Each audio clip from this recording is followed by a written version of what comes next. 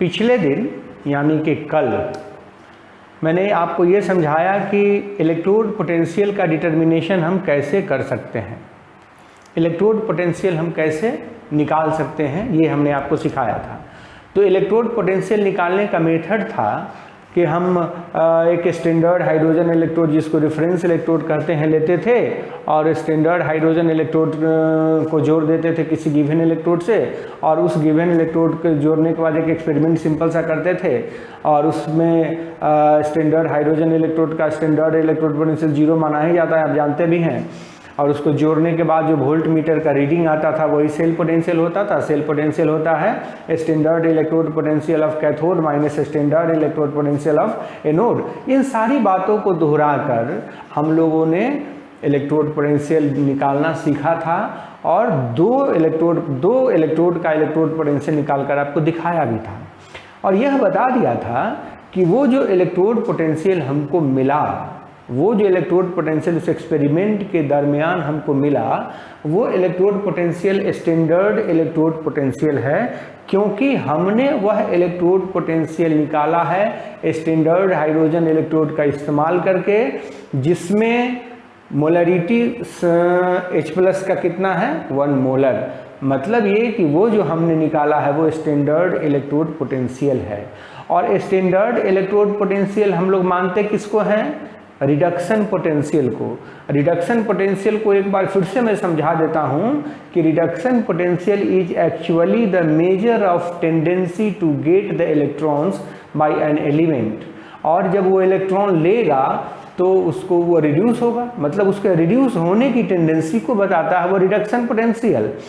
जिसका reduction potential का value जितना ज़्यादा होगा वह उतना ही बड़ा रिड्यूस होने की टेंडेंसी रखेगा, उतना ही ज़्यादा रिड्यूस होने की टेंडेंसी रखेगा, मतलब वो उतना जल्दी रिड्यूस हो जाएगा। आप जानते हैं कि जो खुद को रिड्यूस करता है वह एक ऑक्सीडाइजिंग एजेंट होता है। इसका मतलब जिसका रिडक्शन पोटेंशियल जितना ज़्यादा होगा वह उतना ही बड़ा ऑक्सीडाइजिंग एजेंट होगा। हम इस बात पर आएंगे, लेकिन अभी आपको हम ये समझा दें कि ये जो इलेक्ट्रोकेमिकल सीरीज जिसकी बात हम करते हैं वह इलेक्ट्रोकेमिकल सीरीज है क्या। इलेक्ट्रोकेमिकल सीरीज की बात जो अभी लिखा मैंने बोर्ड पे टॉपिक, वो इलेक्ट्रोकेमिकल सीरीज है क्या, इसमें रखे क्या है, इस सीरीज में कौन चीज़ रखे हैं हम। तो उसके लिए आपको कल भी बताया था थोड़ा सा कि standard electrode potential, standard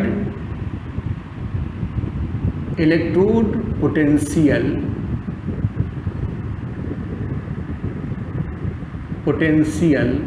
of electrode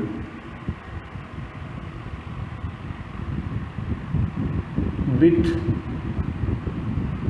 respect to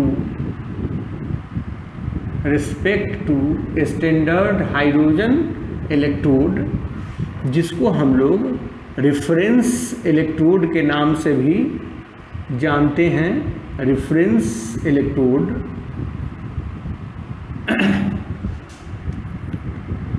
has been determined, वह निकाला गया, and arranged in a series known as electrochemical series. Electrochemical series. तो अगर हम आपसे पूछें कि ये इलेक्ट्रोकेमिकल सीरीज किस चीज़ का सीरीज है, तो आप तुरंत बता दोगे कि सर इलेक्ट्रोकेमिकल सीरीज जो है वो स्टैंडर्ड इलेक्ट्रोड पोटेंशियल का सीरीज है ना। तो हम सीधा सा इसको कह सकते हैं एक एरो देकर कि in electrochemical series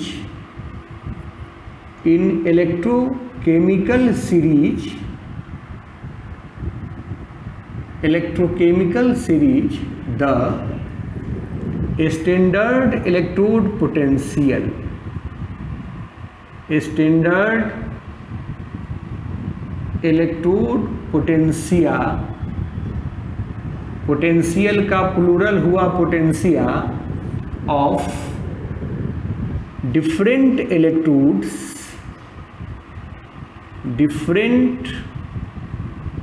electrodes are arranged. Different electrodes का स्टैंडर्ड इलेक्ट्रोड पोटेंशिया हमने उसमें अरेंज किया हुआ है। तो स्टैंडर्ड इलेक्ट्रोड पोटेंशियल का मतलब हुआ रिडक्शन पोटेंशियल, ये सब लोग जानते हैं। स्टैंडर्ड इलेक्ट्रोड पोटेंशियल का सीधा मतलब होता है standard electrode potential, standard electrode potential का मतलब हुआ रिडक्शन पोटेंशियल। रिडक्शन पोटेंशियल, और आपको समझा चुका हूं मैं कि रिडक्शन पोटेंशियल का डेफिनेशन होगा it is the measure of tendency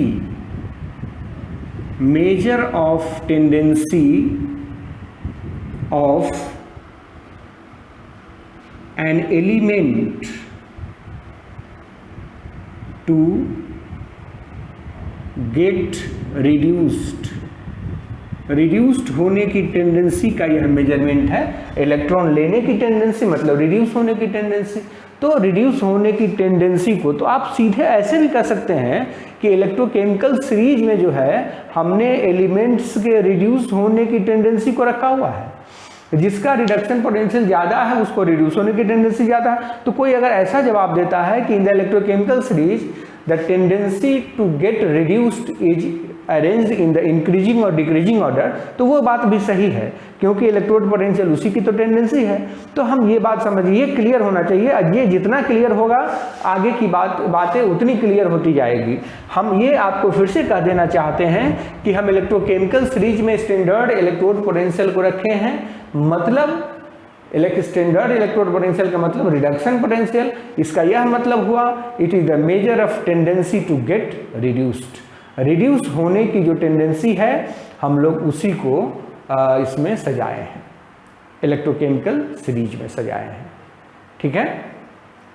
अब बात रही कि इलेक्ट्रोकेमिकल सीरीज में अगर उसको सजाया है इंक्रीजिंग या डिक्रीजिंग ऑर्डर में, तो अब उसका मीनिंग क्या है, इससे हम क्या इंफॉर्मेशन कलेक्ट कर सकते हैं, इस पर हम लोग थोड़ी सी बात करेंगे। तो इस पर बात करने के लिए आपके पास इलेक्ट्रोकेमिकल सीरीज का होना जरूरी है। आपके पास इलेक्ट्रोकेमिकल सीरीज होना चाहिए, सबके पास इलेक्ट्रोकेमिकल सीरीज होना चाहिए। और हम ये सजेस्ट करेंगे कि सभी लोग इलेक्ट्रोकेमिकल सीरीज पलट लें अपने अपने बुक्स में, और वो सामने होना चाहिए, जिससे हम इस पर आसानी से डिस्कशन कर पाएंगे।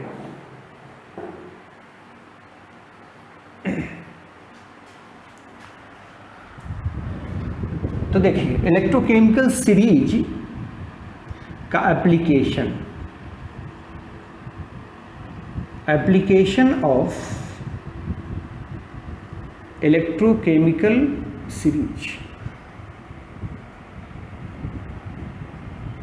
सभी लोग के पास इलेक्ट्रोकेमिकल सीरीज हैं, तो हम उसका एप्लीकेशन देखना चाहते हैं कि हमारे लाइफ में, हमारे स्टडी पीरियड में, हमारे कॉम्पिटिटिव एग्जाम्स में उससे कितनी मदद मिल सकती है इलेक्ट्रोकेमिकल सीरीज से। तो हम लोग इसको ज़रा देख लेते हैं कि इलेक्ट्रोकेमिकल सीरीज से क्या क्या मदद मिलने वाली है। तो देखिए पहला इसका एप्लीकेशन है डिटर्मिनेशन ऑफ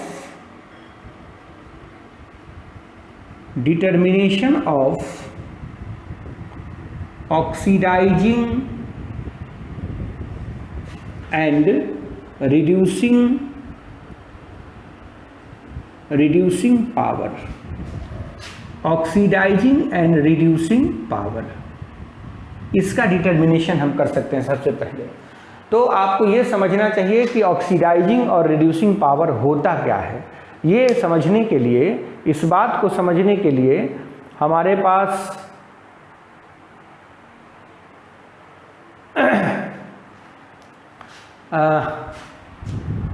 डाटा है, लेकिन डाटा होने से पहले हम आपको ये समझा दें कि एक ऑक्सीडाइजिंग एजेंट क्या है और एक रिड्यूसिंग एजेंट क्या है।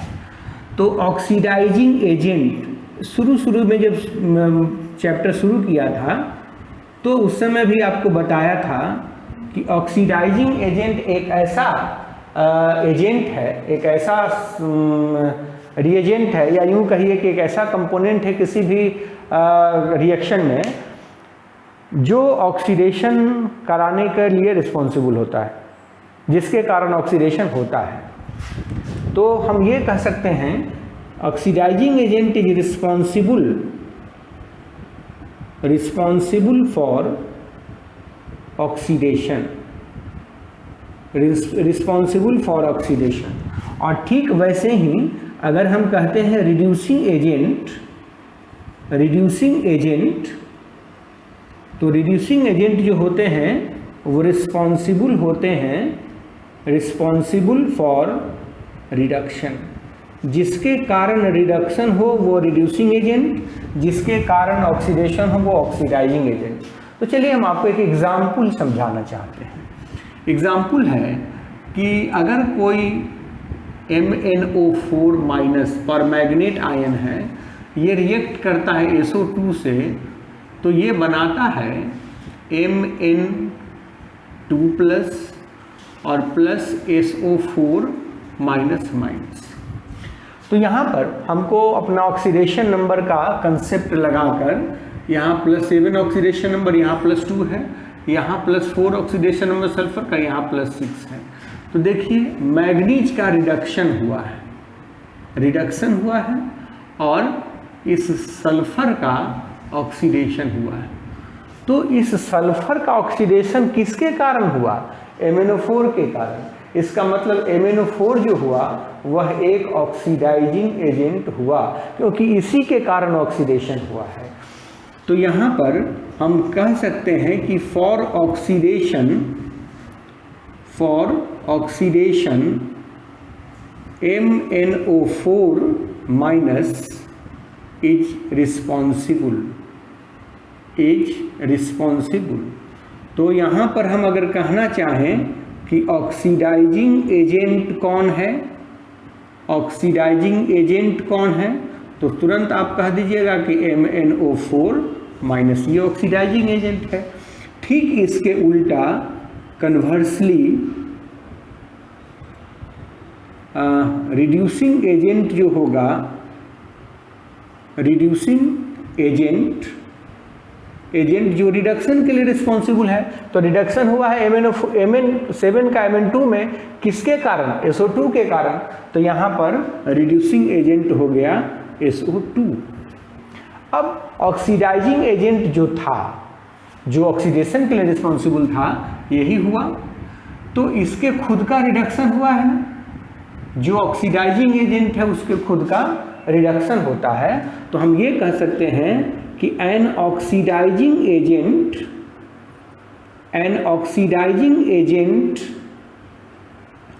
itself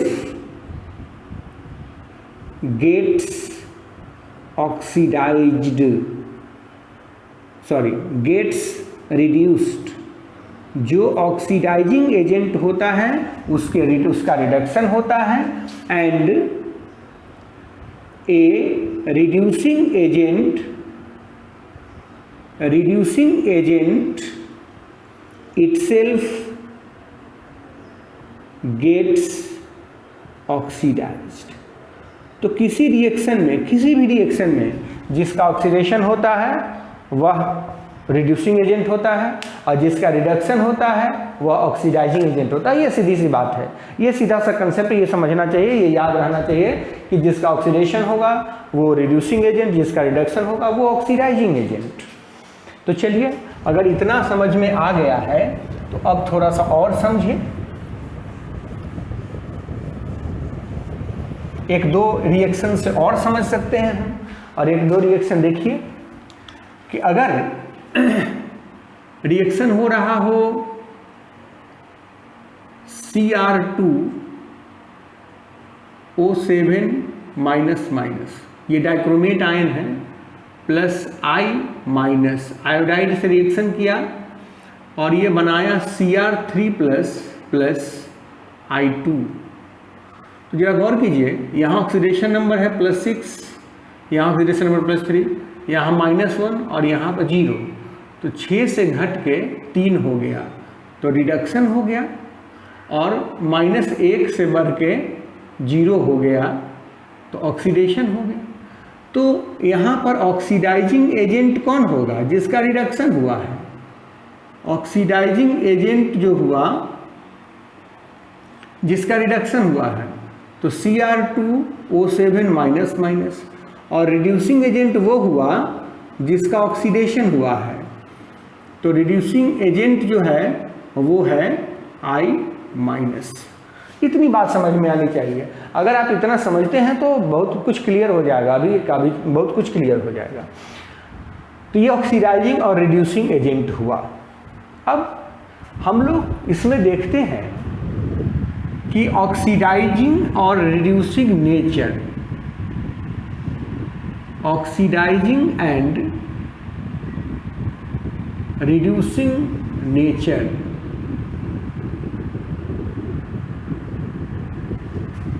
can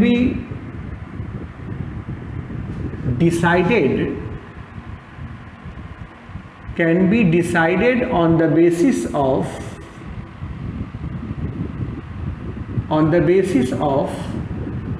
electrode potential।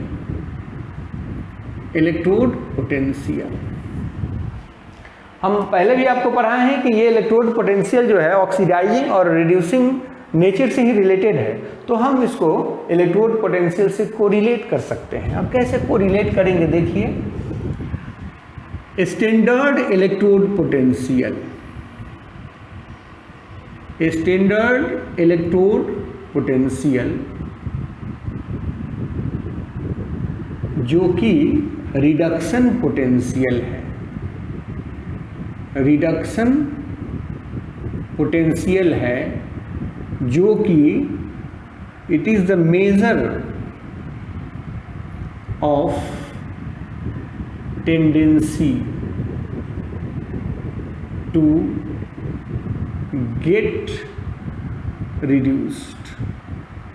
Reduced होने की टेंडेंसी का मेजरमेंट।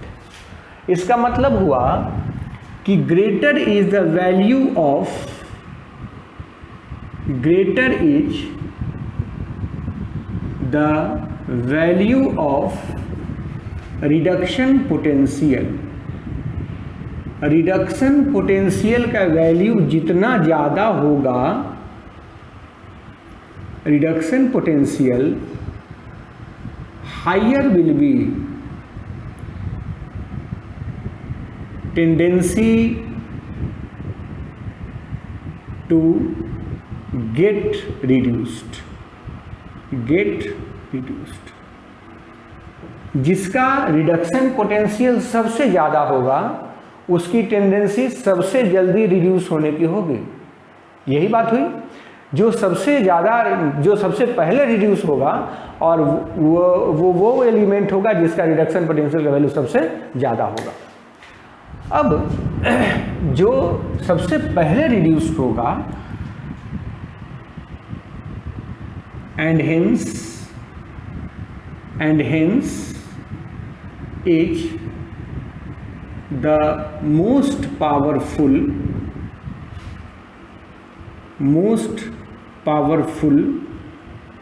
oxidizing agent, जिसका रिडक्शन सबसे पहले होगा वो सबसे बड़ा ऑक्सीडाइजिंग एजेंट होगा। तो इलेक्ट्रोकेमिकल सीरीज में देख लीजिए एक बार कि फ्लोरीन का इलेक्ट्रोड पोटेंशियल सबसे ज़्यादा है। F2 + 2 इलेक्ट्रॉन्स दे रहा है 2F-, और इसके लिए स्टैंडर्ड इलेक्ट्रोड पोटेंशियल का वैल्यू आप देखिए कितना है आपके बुक में, 2.87 वोल्ट। ये सबसे ज़्यादा है, सबसे हाईएस्ट वैल्यू है, हाईएस्ट वैल्यू। इसका मतलब हुआ कि फ्लोरीन जो है it means fluorine is the most powerful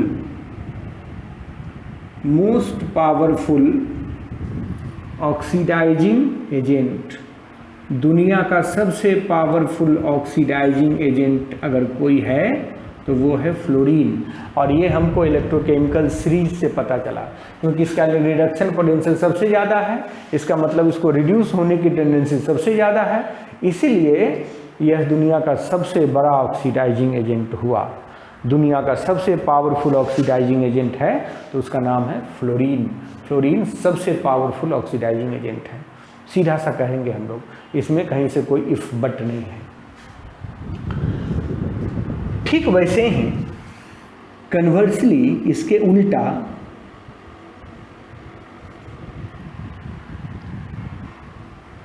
the element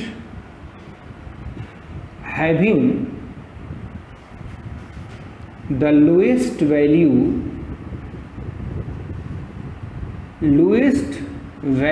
of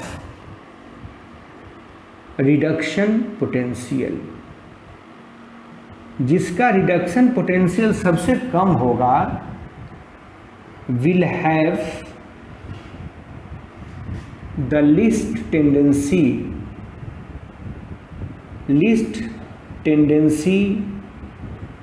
to get reduced, उसको सबसे कम टेंडेंसी होगी रिड्यूस्ड होने की, वो जल्दी रिड्यूस होना ही नहीं चाहेगा। इसका मतलब that is greater tendency to get oxidized, greater tendency to get oxidized, उसको ऑक्सीडाइज होने की टेंडेंसी सबसे ज़्यादा होगी। एंड हेंस जो ऑक्सीडाइज होगा the most powerful reducing agent, और वो सबसे पावरफुल रिड्यूसिंग एजेंट होगा। देखो तो ये बात हजम होने लायक है ना। हमने केवल इस डिस्कशन में इतना ही आपको समझाया कि रिडक्शन पोटेंशियल के वैल्यू के बेसिस पर हम ये डिसाइड कर सकते हैं कि कौन सबसे ज़्यादा पावरफुल ऑक्सीडाइजिंग एजेंट है और कौन सबसे ज़्यादा पावरफुल रिड्यूसिंग एजेंट है। तो इस डिस्कशन में हमको एक बात समझ में आई कि जिसका रिडक्शन पोटेंशियल के वैल्यू सबसे ज़्यादा होगा उसको रिड्यूस होने की टेंडेंसी सबसे ज़्यादा होगी, और जिसको रिड्यूस होने की टेंडेंसी सबसे ज़्यादा होती है वो सबसे बड़ा ऑक्सीडाइजिंग एजेंट होगा, क्योंकि रिडक्शन किसका होगा? ऑक्सीडाइजिंग एजेंट का। ठीक इसके उल्टा जिसकी रिडक्शन पोटेंशियल की वैल्यू सबसे कम होगी उसको रिड्यूस होने की टेंडेंसी सबसे कम होगी, मीनिंग देयर बाय ऑक्सीडाइज होने की टेंडेंसी सबसे ज़्यादा होगी। तो जो जल्दी ऑक्सीडाइज होगा वो उतना बड़ा रिड्यूसिंग एजेंट। तो अगर टेबल में आप देखिएगा तो लिथियम सबसे नीचे है इलेक्ट्रोकेमिकल सीरीज में, आप देखिए कि लिथियम सबसे नीचे है।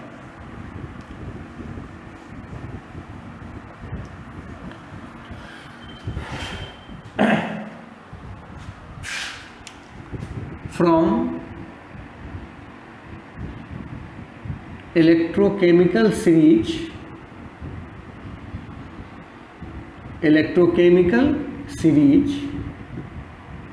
lithium is the most powerful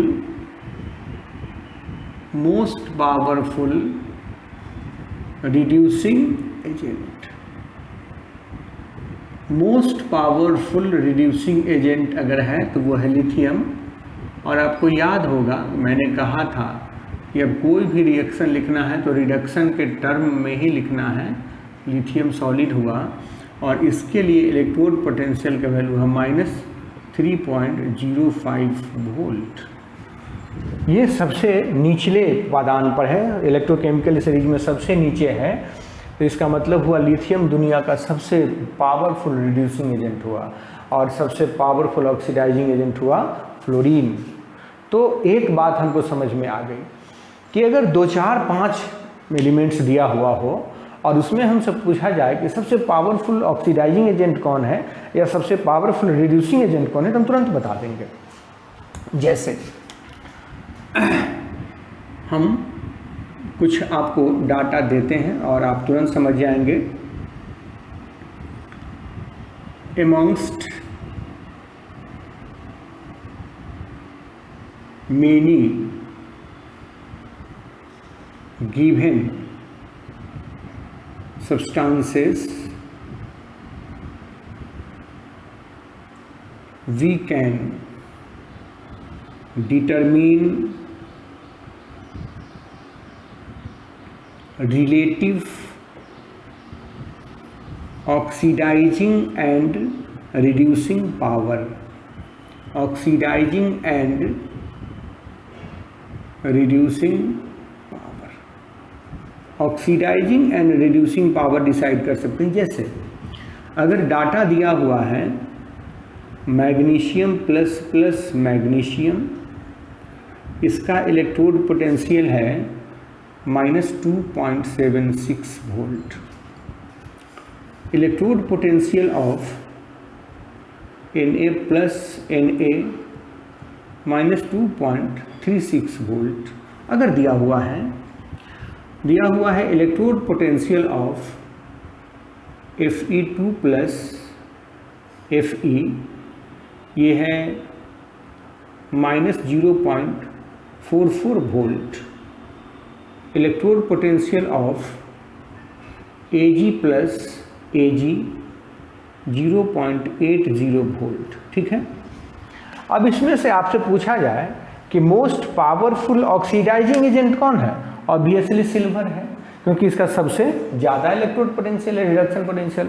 most powerful reducing agent कौन है, ऑब्वियसली मैग्नीशियम है, क्योंकि इसका रिडक्शन पोटेंशियल का वैल्यू सबसे कम है। तो हम आसानी से ये डिसाइड कर सकते हैं कि ऑक्सीडाइजिंग एजेंट मोस्ट पावरफुल कौन है, रिड्यूसिंग एजेंट मोस्ट पावरफुल कौन है, ये बड़े आसानी से हम डिसाइड कर पाएंगे। तो इसमें से most powerful oxidising agent,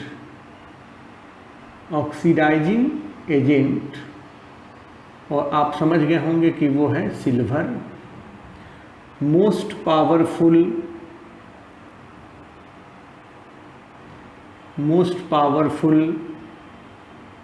reducing agent वो है मैग्नीशियम। तो बहुत सारा डाटा दिया हो, कंडीशन है कि उसका इलेक्ट्रोड पोटेंशियल दिया हुआ होना चाहिए। अगर इलेक्ट्रोड पोटेंशियल का वैल्यू नहीं दिया हुआ है तो फिर मुश्किल होगा डिसाइड करने में, फिर हमको इलेक्ट्रोकेमिकल सीरीज मांगना पड़ेगा, फिर उसमें से वैल्यू देखना पड़ेगा, तब हम बता पाएंगे कि कौन ज़्यादा पावरफुल ऑक्सीडाइजिंग एजेंट है या रिड्यूसिंग एजेंट है। चलिए, तो पहला हम लोगों ने ये समझ लिया कि हम ऑक्सीडाइजिंग एजेंट का ये निकाल सकते हैं पावर की, कौन ज़्यादा पावरफुल ऑक्सीडाइजिंग एजेंट है, कौन कम पावरफुल ऑक्सीडाइजिंग एजेंट है। ये हम लोग रिलेटिव स्टडी उसका कर सकते हैं। ये पहला एप्लीकेशन मैंने आपको समझाया है। इसका दूसरा एप्लीकेशन देखिए और मज़ेदार है।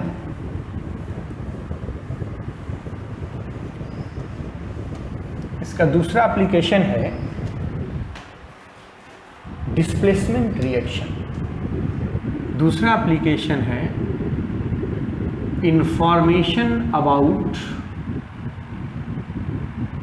information about the displacement reaction। Displacement reaction के बारे में हमको इंफॉर्मेशन देगा ये। तो चलिए एक जनरल एग्जाम्पल हम लेते हैं।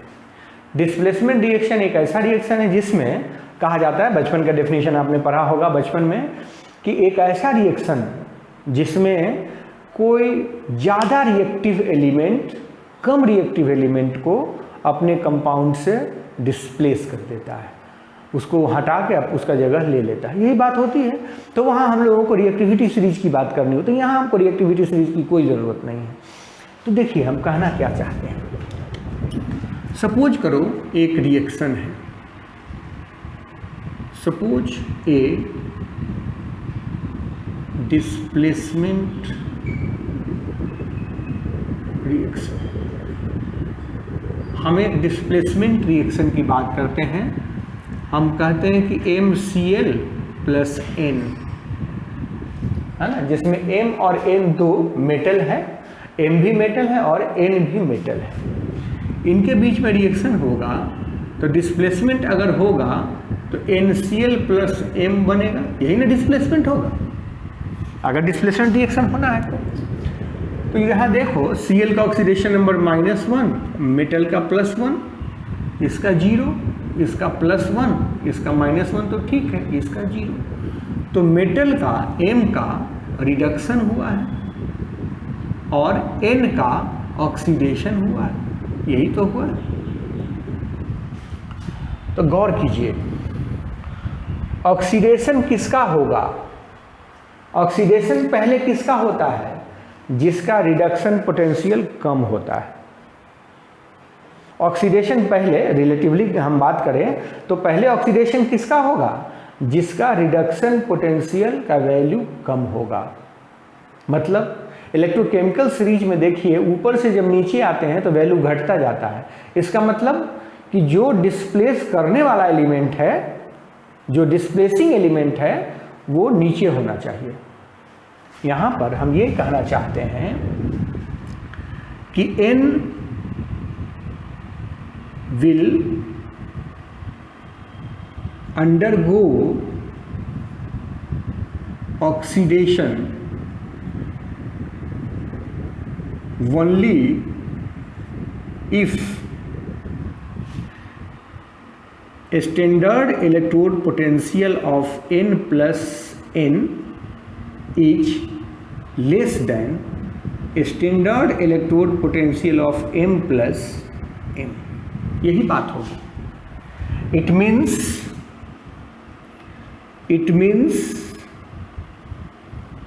position of N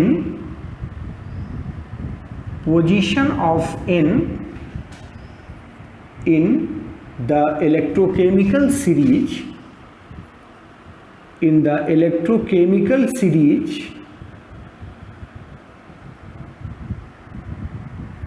must be lower than that of M। मतलब अगर N डिस्प्लेस करेगा M को तो कंडीशन हुआ कि N जो है वो M के नीचे होना चाहिए। अब देखिए बहुत सारी बातें हम लोग कर सकते हैं इससे, कि अगर हम कॉपर सल्फेट में जिंक डालते हैं तो रिएक्शन डिस्प्लेसमेंट होगा कि नहीं होगा, हम ये पता लगा सकते हैं। अब हम इलेक्ट्रोकेमिकल सीरीज पलटेंगे और वहाँ पर डाटा देखेंगे कि standard electrode potential of copper plus copper ये कितना है, 0.34 वोल्ट, और standard electrode potential of Zn plus Zn वो कितना है, -0.76 वोल्ट। देखो तो जिंक नीचे हुआ ना, जिंक का इलेक्ट्रोड पोटेंशियल कम हुआ, इसका मतलब डिस्प्लेसमेंट होगा, निश्चित होगा। डिस्प्लेसमेंट टेक्स प्लेस,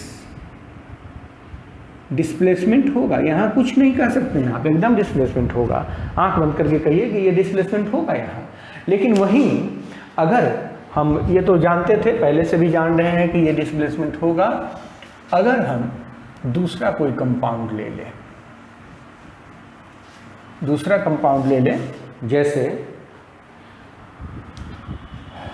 जैसे हम ले लेते हैं MgCl2 प्लस 2Na। हम जानना चाहते क्या ये, इसको मिलाएंगे तो रिएक्शन होगा क्या, डिस्प्लेसमेंट होगा? तो कंडीशन है कि हमको डाटा मालूम होना चाहिए। ये डाटा लिखा रहता है क्वेश्चन पेपर पर, ये हमको पता है।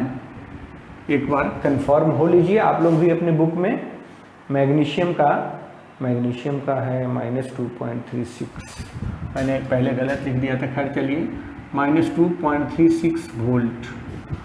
और electrode potential of Na plus Na ये है -2.76 वोल्ट।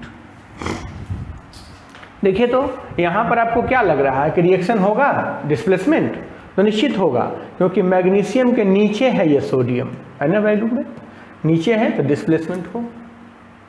ठीक वैसे ही अब इसी को पूछने का तरीका क्या होगा, कहता है सवाल पूछेगा आपसे इसी से related, can copper sulphate be stored in the container of iron, लोहे के बर्तन में क्या हम कॉपर सल्फेट को स्टोर कर सकते हैं, ऐसा सवाल पूछेगा। तो तुरंत हम करेंगे क्या कि लिखेंगे यहाँ कॉपर सल्फेट और प्लस आयरन का कंटेनर है। तो देख लेंगे कि अगर रिएक्शन हुआ तो स्टोर नहीं कर सकते हैं, क्योंकि रिएक्शन करके छेद हो जाएगा बर्तन में, और अगर रिएक्शन नहीं हुआ तो आराम से स्टोर कर सकते हैं। तो देखिए इनके बीच में अगर रिएक्शन होना है तो उसके लिए कंडीशन क्या है, हम यहाँ लिख देते हैं, if displacement takes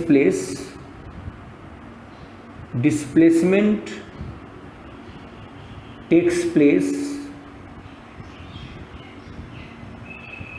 then cannot be stored। अगर डिस्प्लेसमेंट हुआ तो स्टोर नहीं कर सकते हैं, और अगर डिस्प्लेसमेंट नहीं हुआ, if the displacement is not possible then yes, तब जवाब होगा कि कर सकते हैं। अब हमको कैसे पता चलेगा कि डिस्प्लेसमेंट होगा कि नहीं होगा, तो देख लो electrode potential of copper plus copper वो 0.34 वोल्ट है, और electrode potential of iron 2 plus iron ये -0.44 वोल्ट। देखिए तो आयरन नीचे है मतलब डिस्प्लेसमेंट होगा, इसका मतलब ये काम हम नहीं कर सकते हैं। लोहे के बर्तन में कभी भी कॉपर सल्फेट को स्टोर नहीं किया जा सकता है, क्योंकि अगर स्टोर किया गया तो रिएक्शन होगा और फिर लोहे का बर्तन खराब हो जाएगा, इसीलिए हम ऐसा कोई काम नहीं कर सकते हैं। फिर आपसे सवाल पूछेगा कि क्या हम निकेल के स्पैचुला से, चम्मच से, स्पैचुला मतलब चम्मच, क्या हम निकेल के स्पैचुला से कॉपर सल्फेट को स्टायर कर सकते हैं, ऐसा सवाल पूछेगा। Can we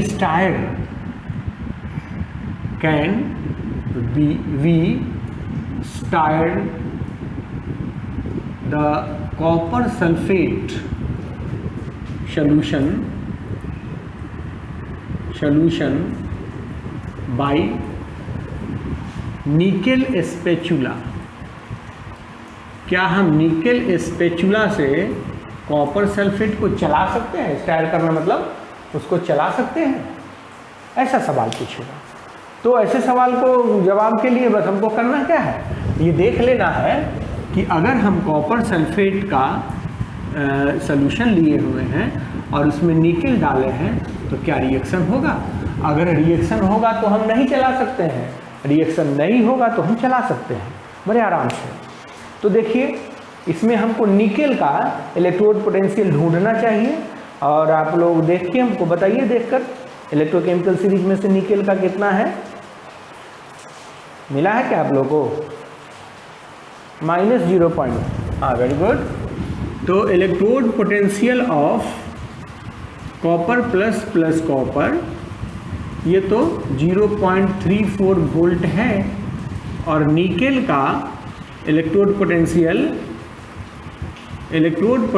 of nickel plus nickel ये -0.25 volt.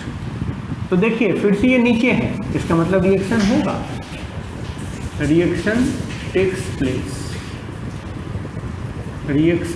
takes place, it means we cannot start। हम निकेल के स्पेचुला से कॉपर सल्फेट के सॉल्यूशन को स्टायर नहीं कर सकते हैं, ये एकदम से प्रोहिबिटेड है। अगर स्टायर करेंगे तो रिएक्शन कर जाएगा और फिर वो कंपोजिशन ही बदल जाएगा।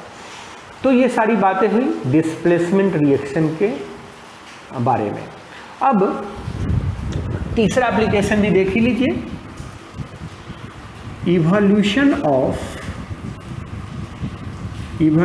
Of hydrogen gas with acid. आपने एक कंसेप्ट पढ़ा हुआ है, बड़ा वेल नोन फैक्ट है, मेटल की टेंडेंसी में भी वो शामिल है। मेटल को कैरेक्टराइज करना होता है तो हमेशा इस बात का हम लोग इस्तेमाल करते हैं कि मेटल वो होता है जो एसिड के साथ हाइड्रोजन गैस देता है। ऐसा डेफिनेशन हम लोग बार बार कहते हैं मेटल के बारे में। तो एक जनरल कंसेप्ट है, तो हम यहाँ लिखेंगे वही बात, generally not always metal gives hydrogen gas with acids. आपने पढ़ा हुआ है कि अगर H2SO4 लिया जाए और उसमें मिला दिया जाए मेटल मैग्नीशियम तो ये बनाएगा MgSO4 और प्लस हाइड्रोजन गैस, ये हाइड्रोजन गैस देगा। तो जनरल कंसेप्ट है कि मेटल वैसा एलिमेंट है जो मिनरल एसिड के साथ हाइड्रोजन गैस देता है, ये जनरल कंसेप्ट है। तो ठीक है, वो जनरल कंसेप्ट है। तो यहाँ पर जो रिएक्शन होना है उसमें देखिए कि इलेक्ट्रोड पोटेंशियल ऑफ, यहाँ हुआ क्या है सो समझ लेना है पहले। मैग्नीशियम 0 था और यहाँ +2 ऑक्सीडेशन स्टेट में चला गया, हाइड्रोजन +1 था, यहाँ 0 में चला गया। तो हाइड्रोजन का क्या हुआ है? रिडक्शन। और मैग्नीशियम का क्या हुआ है? ऑक्सीडेशन। इसका मतलब हुआ ऑक्सीडेशन किसका होता है पहले? जिसका रिडक्शन पोटेंशियल कम होता है। इसका मतलब हुआ कि metals having lower reduction potential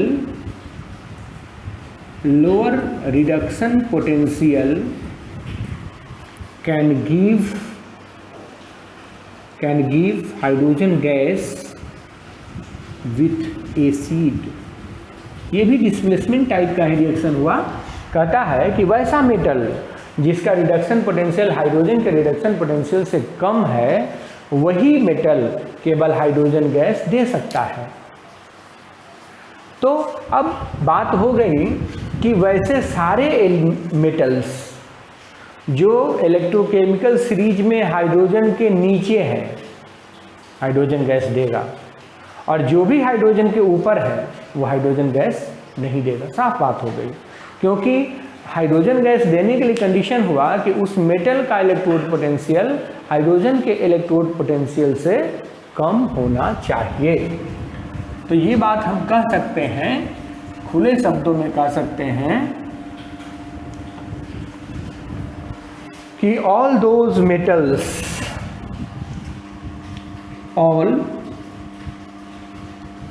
metals that are below the hydrogen in electrochemical series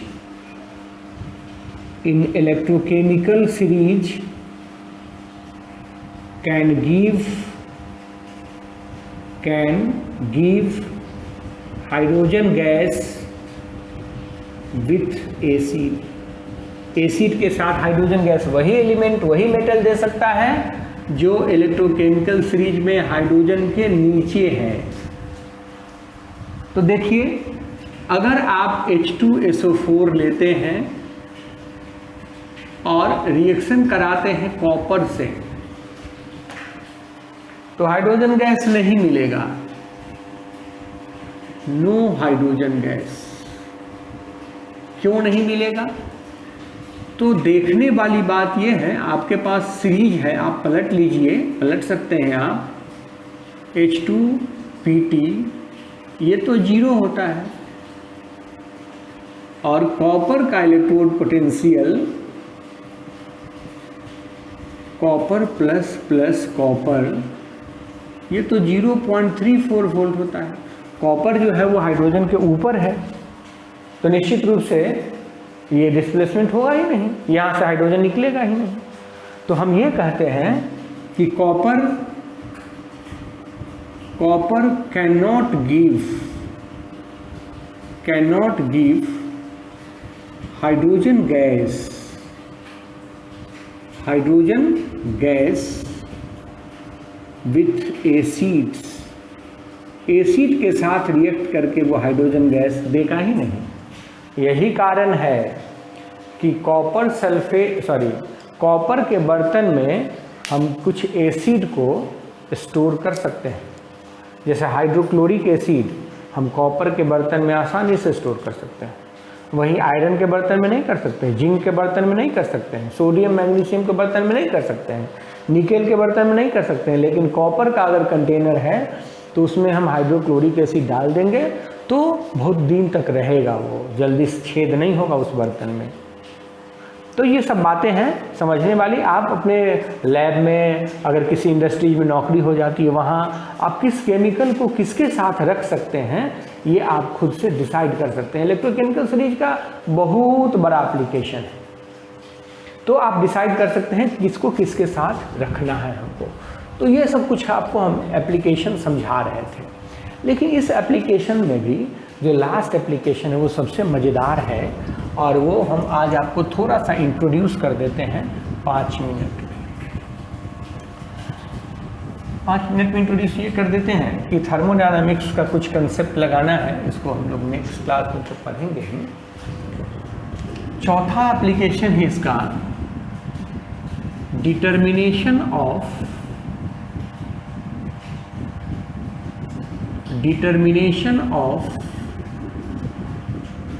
feasibility of reaction।